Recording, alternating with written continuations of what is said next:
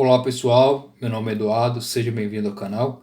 Vamos analisar a obra A Vida Intelectual de Antonin Dalmaci Sertilanges. Essa obra muito interessante para quem quer se aprimorar como pensador, como uma pessoa crítica, como uma pessoa que busca o intelecto, que busca a verdade e que quer ampliar aí o seu conhecimento e melhorar o seu modo de vida em relação a essa busca, né? E inicialmente nós vamos falar sobre a vida do autor, Antonin Sertilanges, para termos aí o contexto da obra e entendermos melhor aqui o que ela se propõe, basicamente, né? Então, basicamente, o Sertilanges ele nasceu em 16 de novembro de 1863 e faleceu em 26 de julho de 1948. Ou seja, ele viveu boa parte da vida dele no século XIX, quase a metade da vida dele, né, com cerca de 40 e poucos anos, e os outros 40 e poucos anos ele viveu no século XX. Então ele teve aí a aproximação com as ideias do século XIX e também do século XX. O Sertilanges ele foi um homem muito religioso. Ele nasceu na França, né, como eu já mencionei, em 1863, e tão jovem ele foi influenciado aí pelas ideias da Igreja Católica. Provavelmente ele era de uma família muito católica e ele teve acesso ao documento chamado Aeterni Patris, editado aí pelo Papa Leão XIII. Nesse documento Aeterni Patris de 1879, o Papa Leão XIII ele conclamava, né, ele chamava os fiéis católicos a voltarem a seus olhos e a se aprimorarem no estudo das obras de Santo Tomás de Aquino. Ou seja, o Papa Leão XIII ele queria restabelecer o estudo tomista não só na França como no mundo todo. E a França estava com basicamente uma força maior em relação ao estudo do tomismo, né? Vários pensadores franceses já estudavam naquela época e o Papa Leão XIII editou aí esse documento chamando os fiéis a estudarem melhor aí as obras de Santo Tomás de Aquino, justamente para combater as novas ideias que vinham surgindo, as ideias que eram contrárias ao pensamento católico do século XIX. E com isso é que surgiu várias instituições na época para promover os estudos de São Tomás de Aquino, né? E não só isso, mas também nas próprias escolas e cursos, os padres começaram a renovar os seus estudos e também começou a surgir novos pensadores também chamados os neotomistas, né? A partir esse documento do Papa Leão XIII. O Sertilanges, que viveu nessa época, né, ele estava com 16 anos, aproximadamente 15 ou 16 anos, no momento em que se editou basicamente esse documento do Papa Leão XIII. Né, e provavelmente ele deve ter se encantado, né, com os seus professores, que eram padres, ou mesmo se encantado pelo fato de ser católico, né, e tudo mais, com esses documentos e com o momento em que a França vivia naquela época, né, o momento em que a igreja estava basicamente em ascensão, né? Depois de uma série de conflitos que teve com a Revolução Francesa e depois com seu retorno, né, restituída a igreja pelo o Napoleão e tudo mais, existia ainda uma série de conflitos na França, mas a igreja católica ainda permanecia ainda naquele país. Então o Sertilanges foi influenciado aí pelo Papa Leão XIII a estudar o tomismo e acabou ingressando aí na ordem dominicana, onde ele tomou outro nome. Ele passou a ser chamado de Antonin Gilbert Sertilanges, né? Ele alterou o Dalmaci para o Gilbert. Isso ele entrou nessa ordem dominicana em 1883, né? Então ainda bem jovem ainda, né? Com cerca de 18, 19 anos, ele entrou nessa ordem dominicana, onde se estudava basicamente as obras do Santo Tomás de Aquino. Né? E em 1888, com cerca de 5 anos de estudo com os dominicanos, ele se tornou sacerdote e foi ordenado. A partir de então, o Sertilanges dedicou sua vida ao estudo das obras de Santo Tomás de Aquino, né, e começou a se tornar um expoente aí, em relação ao neotomismo. Em 1893, ele atuou como secretário da chamada Revue Thomiste, né, a chamada Revista Tomista, que foi uma publicação francesa onde reunia vários artigos, vários textos de filósofos, de teólogos sobre as obras de São Tomás de Aquino. Então nessa revista tomista ela serviu de base aí para influenciar muitos pensadores na época, influenciar muitas mentes e o próprio Sertilanges acabou atuando como secretário dessa revista. E essa revista tomista, né, da França existe até hoje, né, e ao longo de toda sua história publicou vários textos do próprio Sertilanges, publicou textos ainda no século XX, né, de outros neotomistas como Etienne Gilson, Jacques Maritain e outros que publicaram nessa revista ainda posteriormente. Né. Então nessa época já, em 1893, assim que fundou a revista, o Sertilanges estava lá disposto a atuar nessa revista tomista, né, que teve apoio, né, em sua trajetória e seu início pelo padre Marie-Joseph Lagrange, né, que também teve aí suas próprias noções e ensinamentos naquela época também. Então, participando dessa revista, o Sertilanges começou a se notabilizar também no meio teológico e filosófico. Em 1900, pouco tempo depois de participar aí da revista, ele foi contratado como professor de filosofia moral no chamado Instituto Católico de Paris, né, e lá ele atuou até 1922 como professor. E dentro desse âmbito de atuação, ensinando as ideias de São Tomás de Aquino, ensinando as ideias de filosofia moral e tudo, ele começou a compilar as ideias em relação à escrita, ao estudo contemplativo, ao estudo das obras filosóficas, teológicas, e foi assim que ele começou a conceber a ideia de escrever um livro que fosse introdutório aos estudantes, né, para que facilitasse e abrisse as portas para quem estivesse iniciando. Ele sentiu falta de algo introdutório, né, para facilitar um pouco o ingresso dos estudantes nos estudos, e foi assim que ele escreveu o livro A Vida Intelectual em 1920, né? E pouco tempo, né, ele reuniu as várias notas e informações que ele colheu ao longo do tempo e escreveu e publicou também em 1920. Então a obra está completando aí 100 anos da sua primeira publicação em francês. A ideia inicial do Sertilanges era fazer uma série de comentários sobre uma carta escrita por São Tomás de Aquino, a chamada De Modo Studendi, né, onde ele iria comentar os 16 princípios que o São Tomás de Aquino coloca em relação a como você deve estudar e como você tem que levar uma vida de estudos. Porém, ele acabou tendo aí a ideia de escrever da sua própria forma, sem abandonar aí essas ideias do próprio tomismo, né, que ele coloca como sendo a chave para entender a própria obra que ele escreve e a própria vida do Sertilanges mesmo. Em 1923, né, depois de deixar o cargo de professor no Instituto Católico de Paris, ele viajou a Jerusalém, onde ele permaneceu lá durante algum tempo. Né, como ele era um sacerdote dominicano, né, ele tinha uma vida muito religiosa, muito ativa, né, e muito contemplativa em relação a Deus. Então ele realmente estava dedicado à sua ordem e à própria ideia religiosa que ele tinha, né, sempre tentando resgatar as melhores ideias de Santo Tomás de Aquino, né? Inclusive ele escreveu vários livros sobre São Tomás de Aquino, né? Alguns muito bons em relação à própria biografia do São Tomás de Aquino, em relação à ideia do mal na obra de São Tomás de Aquino, dentre outras obras que ele escreveu, né? E essa obra de Sertilanges, A Vida Intelectual, ela fez muito sucesso na época que ela foi publicada, em 1920, né? Tanto é que os tomistas adotavam essa obra como obra introdutória e indicavam em seus vários cursos em universidades espalhadas por toda a Europa, né? E sendo aí, inclusive, e atingindo outros aspectos que nem o próprio Sertilanges conseguiu prever. Mas a obra foi realmente um sucesso, tendo várias edições, né? Teve até uma quinta edição. Então a obra de Sertilanges, A Vida Intelectual, pode se considerar como a sua obra mais conhecida, né, e uma das obras mais importantes que ele escreveu. E, sem dúvida, ele se dispôs a revisar várias vezes o texto e esteve à disposição disso, né.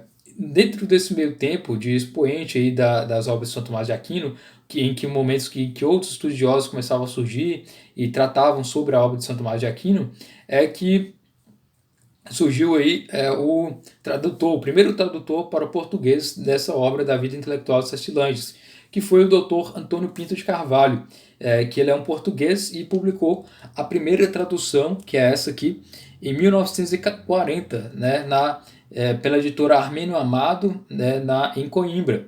O professor Antônio Pinto de Carvalho, ele ele basicamente nasceu, né, bem no início do século XX, e ele estudou, né, por vários cursos, fez vários cursos em universidades pela Europa, inclusive estudou na França, estudou na Bélgica, que era um dos maiores expoentes e ainda é um dos maiores expoentes do tomismo na época, e estudando nessas universidades e depois lecionando na Universidade de Coimbra e na Universidade de Lisboa, e tendo contato com as obras dos tomistas, é que o professor Antônio Pinto de Carvalho teve acesso à própria obra do Sertilanges, que na época era um sucesso. E tendo acesso a essas obras do Sertilanges, é que o Antônio Pinto de Carvalho decidiu publicar a tradução A Vida Intelectual, Espírito, Condições e Métodos, né?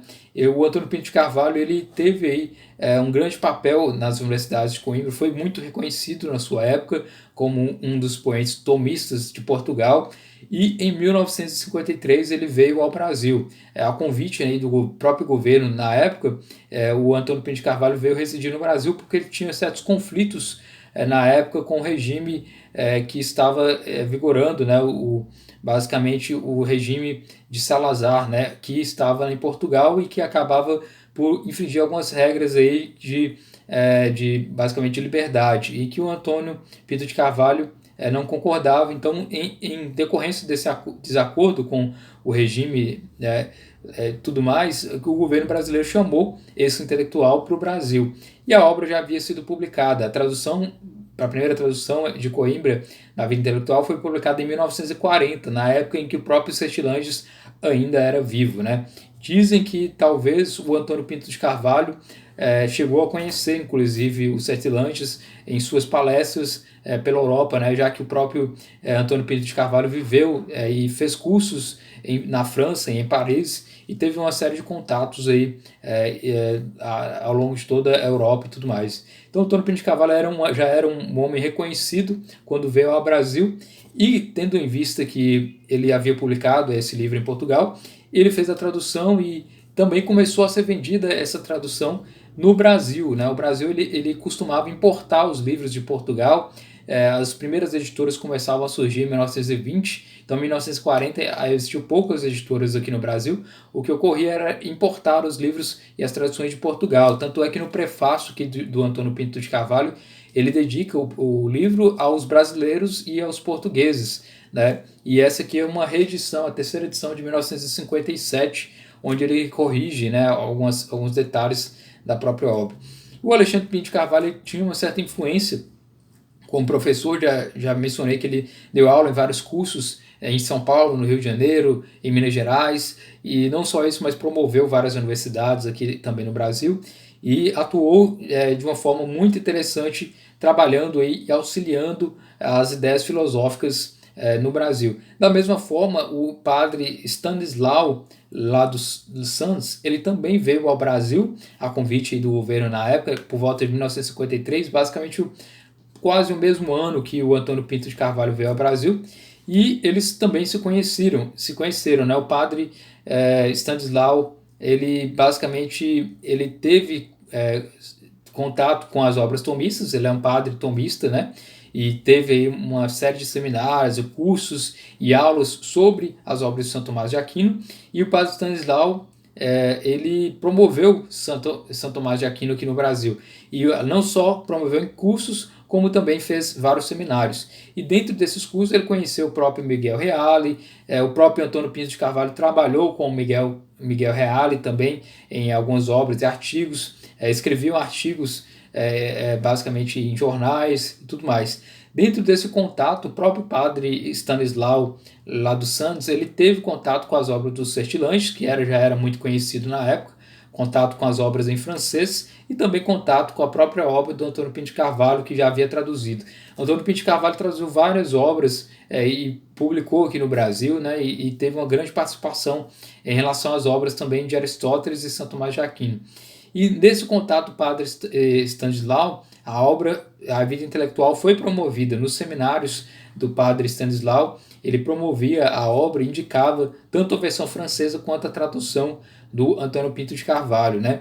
E tendo em vista isso, o padre Stanislau ele atuou em várias universidades e promoveu um curso chamado conjunto de pesquisa filosófica na PUC, né, na Ponte Universidade Católica do Rio de Janeiro, onde, por volta aí, da década de 90, né, o início da década de 90, o conhecido pensador Olavo de Carvalho estudou durante 3 anos com o padre Stanislau lá dos Santos. O padre Stanislau, ele não só conheceu todos os grandes filósofos do Brasil, mas também atuou, escreveu vários livros e influenciou. Ele foi considerado uma grande influência para o Olavo de Carvalho, que começou a fazer os seus cursos, tendo a análise aí das obras do Mário Ferreira dos Santos, né, e outras obras, e teve com base aí boa parte da bibliografia colhida do próprio Stanislaus lá dos Santos, que também recomendava as obras do Mortimer Adler, que também estudava tomismo, né? Mortimer Adler era um estudioso e professor das obras de São Tomás de Aquino,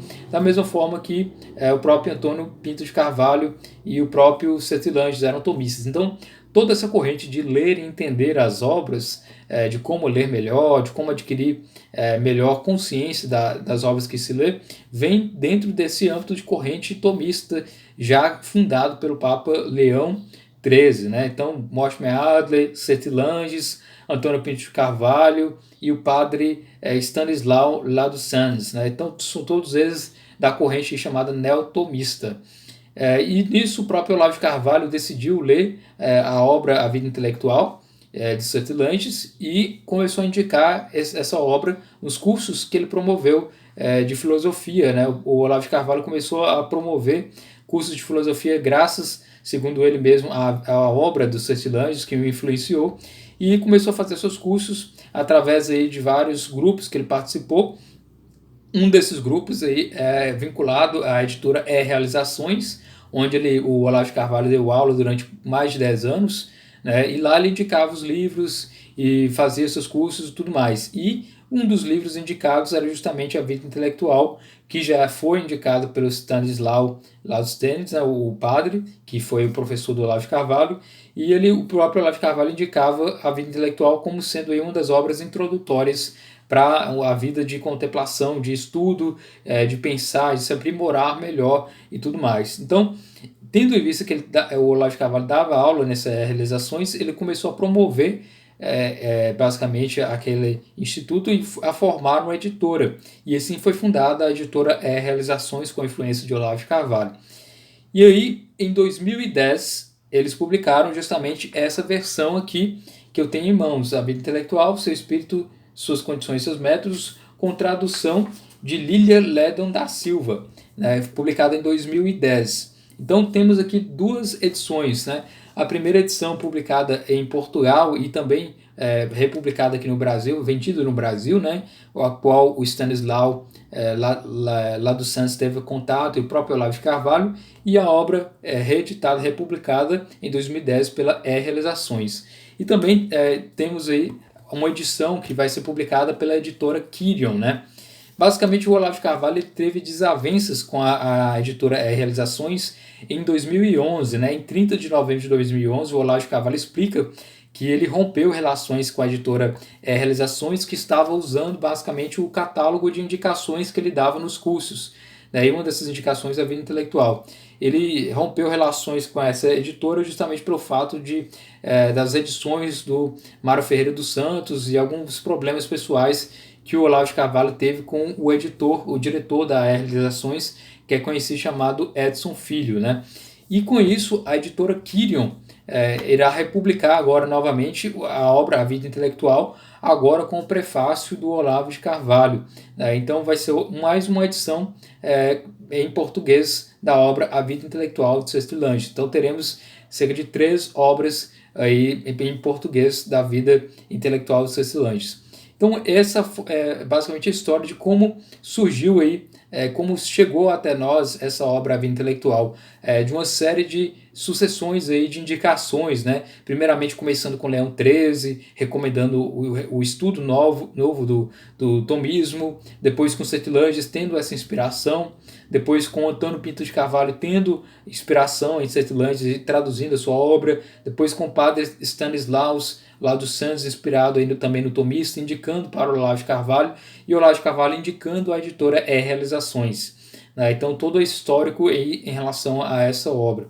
Aqui no próprio livro tem as indicações sobre a vida do padre Sertilanges, né? Então vamos ler aqui para vocês acompanharem um pouco mais sobre a vida, né? As outras obras que o Sertilanges. Basicamente aqui na orelha do livro diz o seguinte: Antonin Dalmacio Sertilanges, conhecido também como Antonin Gilbert Sertilanges ou Antonin Sertilanges, nasceu em Clermont-Ferrand, 16 de novembro de 1863, faleceu em Salanches, 26 de julho de 1948. Foi um filósofo e teólogo francês considerado um dos maiores expoentes do neotomismo da primeira metade do século XX. Em 1883, ingressa na Ordem dos Dominicanos, mudando o próprio nome para Antonin Gilbert, chefe de redação da Revue Thomiste, né, revista Thomista. Em 1900, é nomeado professor de ética do Institut Catholique de Paris, onde permanecerá até 1922. A publicação do seu monumental Tomás de Aquino, 1910, dá-lhe notoriedade nacional e internacional. Em 1918, é eleito membro da Academia de Ciências Morais e Políticas. Depois de um longo período em Jerusalém, em 1923, transfere-se para o convento de Le Sochaux como professor de ética social, fazendo-se cada vez mais notar como um dos principais representantes do neotomismo francês, ao lado de Jacques Maritain e Etienne Gilson. De volta a Paris em 1940, falece 8 anos depois, aos 85 anos, de parada cardíaca, durante uma convenção no convento de Haute-Savoie. Segundo Sertilanges, toda atividade humana e todo saber encontra a própria razão de ser no cristianismo. Em Le Christianisme et les Philosophies, publicado em 2 volumes, em 1939 e 1941, trata os dados do próprio pensamento segundo as relações entre cristianismo e filosofia. Depois da aparição dos evangelhos, não pode haver filosofia alguma que possa prescindir dos seus ensinamentos. Segundo Sertilanges, sem o cristianismo não haveria nenhuma filosofia aceitável. Todas as que apareceram depois do Evangelho, por mais úteis que sejam, se fundidas com ele, jamais poderiam sozinhas trazer qualquer benefício à nossa civilização. O teólogo francês é também um profundo conhecedor e admirador de Santo Tomás, de quem se aproximou desde que, no final do século XIX, foi nomeado chefe de redação da revista Thomista. A sua biografia do santo, publicada, como já se disse, em 1910, é uma obra imprescindível a todos os que desejam aprofundar-se no estudo da vida e da obra do Akhenaten. Voltará a ocupar-se de Santo Tomás em La philosophie des morales de Saint Tomás de Aquino, em 1916, e as grandes teses da filosofia tomista, em 1928. De Santo Tomás, Sertilanges aprecia, sobretudo, a aguda inteligência amparada em sólida fé e em vigorosa tensão espiritual. Logra, além disso, extrair a radical modernidade da metafísica tomista do ser, em latim esse, e sua profunda autonomia em relação a Aristóteles, que, não obstante, o santo tinha por modelo. Escreve o filósofo francês: Santo Tomás não hesita em afastar-se da autoridade de Aristóteles, sempre que lhe pareça justo. Ele engrandece a doutrina de Aristóteles e a enriquece infinitamente. Sertilanges também é conhecido por seus estudos sobre Pascal, Blaise Pascal em 1941, a obra dele, e sobre Bergson, Henri Bergson et le catholicisme, em 1941. A quem era ligado por uma profunda amizade. Os seus ensaios de divulgação têm tido difusão enorme, como os teólogos, os teológicos, né, Catéchisme des Incroyants, 1930, e Dio au Rien, 1933, além de A Vida Católica, 1921, e Recueillement, de 1935, de inspiração moral. O teólogo também tratou de aspectos estéticos do culto cristão, sobretudo em Un pèlerinage artistique à Florence, 1895, e A Arte e Apologética, 1909. Então, o Sertilanges atuou de uma forma muito ampla na vida intelectual, na vida como teólogo, como filósofo e como influenciador de vários estudiosos, de várias gerações de estudiosos aí ao longo do século XX, né? Então, espero que você tenha gostado desse vídeo. Curta, compartilha, deixe os comentários aqui no vídeo, né? E iremos tratar com mais detalhes sobre essa obra, analisando capítulo por capítulo, parte por parte, aqui no nosso canal. Muito obrigado pela atenção, até mais.